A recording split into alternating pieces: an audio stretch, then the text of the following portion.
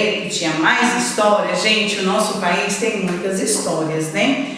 Mas hoje nós estamos comemorando o dia, da consciência negra. Isso mesmo. Tia, mas é só um dia? Não. Essa consciência aqui, esse respeito, nós devemos ter todos os dias. Sabia? Isso. Mas, tia Sônia, o que é essa consciência negra? É o respeito que nós devemos ter por pessoas, né, que tenham cores, né, diferentes, características e culturas diferentes. Nós devemos amar e respeitar, tá bom? O dia 20 de novembro, que é hoje, dia 20 de novembro, ele foi escolhido como o dia da consciência negra. Isso mesmo, como uma forma de homenagear, tá? Esse menino aqui, olha aqui, tá vendo?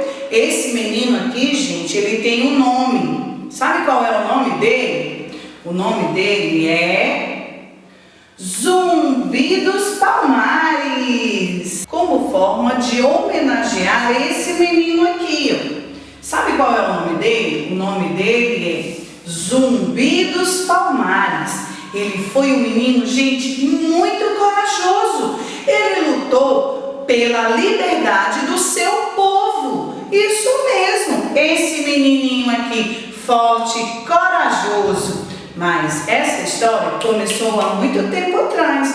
Até chegar aqui em Zumbi dos Palmares, eles moravam, sabe aonde? Moravam no continente africano, lá na África. E lá, os portugueses, iam lá e traziam eles para o Brasil. Vinham do continente africano e iam, as pessoas chegavam lá, tiravam eles do país deles e colocavam no barquinho, nessas caravelas, que eram barcos imensos. E eles vinham. Quando chegava aqui no Brasil, sabe o que acontecia? Gente, eles eram escravizados. Isso mesmo.